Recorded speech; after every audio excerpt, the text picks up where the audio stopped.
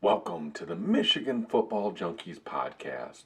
I'm Jeremy Miller, and today we're going to be hitting on a few of the Jim Harbaugh coaching rumors. First, talk about a few people that have made some decisions or getting ready to. The big news, Blake Corum has decided to come back. Whoever thought that was going to happen? I mean, you go back to even the first half of the Illinois game, nobody thought this was a chance of him coming back. So this could be huge. I actually look for the Wolverines to have some really cool options next year, having Blake in the backfield, Donovan in the backfield. Donovan plays a little bit of slot. Obviously, he's going to get a lot of receiving work, but I see them actually being on the field at the same time. Not like most of the time, but I think almost like a Tony Pollard type situation with the Dallas Cowboys this year is the role that Donovan will play. As far as the rest, we're hearing that Cornelius Johnson, he's leaning towards coming back as well. I think that's the right decision if he wants any shot at the NFL. If he goes in the NFL right now, I mean, you're talking about a late round draft pick. What's the earliest you can see him going? The end of the fourth? Maybe. So he's a potential coming back. Chris Jenkins, he said he was coming back. Now he's starting to reconsider a little bit. Does it have anything to do with the Harbaugh rumors? We'll see. Zach Zinter, right now, I'm like 60-40 that he stays. Zinter had a good year, but it wasn't consistent. I just don't think he's going to be drafted before the third round, and it could drop as low as the fifth. Why not come back, build your draft stock? You have NIL. I mean, there's a good shot he could get more from NIL than his first contract if he drops to the fifth round. Trevor Keegan, he's the other one on the offensive line that we're waiting on. I'm about 50-50 on him.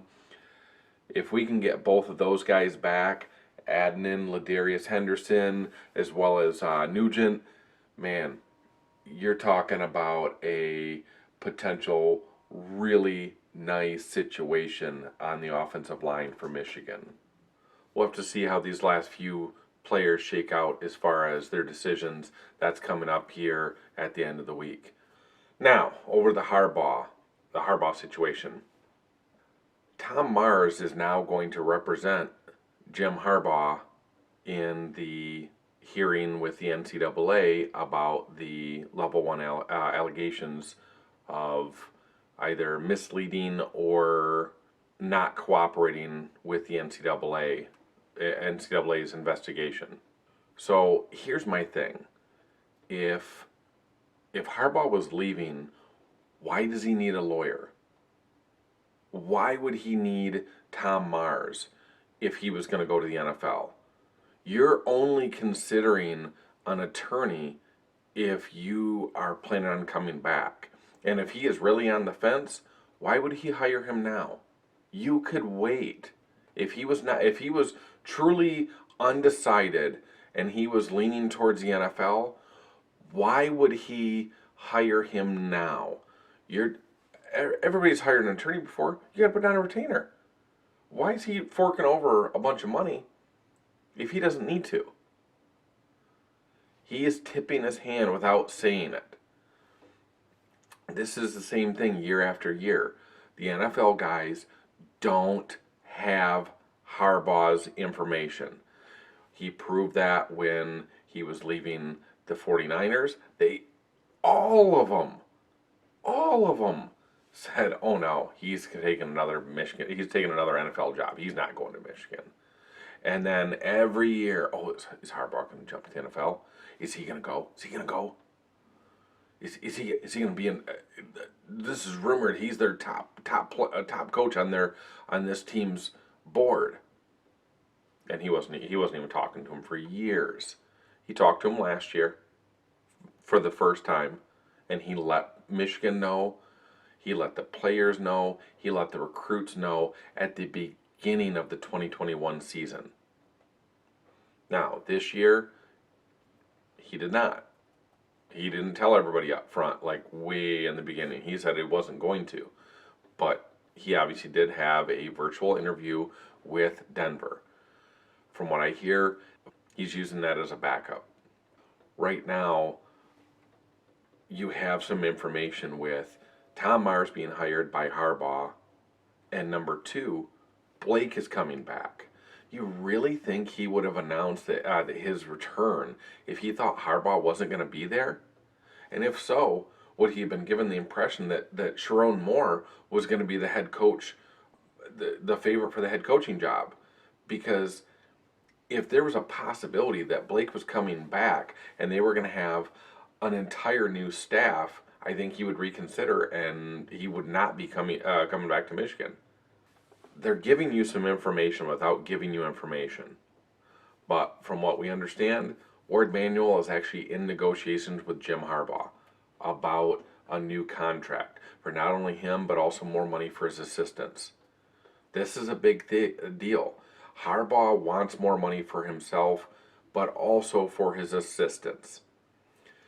His assistants deserve more money. One, he wants to have them paid towards the upper end of assistants in college football. Don't you think a Power 5 powerhouse should have assistants that get paid like that? Absolutely. We've seen assistants leave Michigan for lateral positions that pay more. How many times do you want to see that happen before someone does something about it? So, right now, there are negotiations going on. Harbaugh wants more money. Ward Manuel wants a higher buyout. So, this could be shaken out by the end of this week. And as much as we hate that this is going on, at least it's going on during a dead period. So no college coaches are talking or should be talking to recruits. We all know there's a few, and they're almost all of them come from the SEC. But this could be all figured out by the end of the week, and if that's the case, he could be calling. Jim Harbaugh could be on the phone with Nicholas Harbor by the end of the week, saying, "Hey, you ready to come to Michigan? Hey, it's tight on you, baby. You ready to come?" Think about that. Think about what type of weapons you have if you have a Colson Loveland and a Nicholas Harbor. A Nicholas Harbor who ran a 10-200 meter.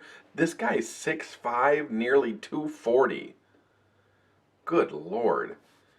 I mean, who knows what Nicholas Harbor is going to do. We can all cross our fingers and hope that he's coming to Michigan, but we don't know.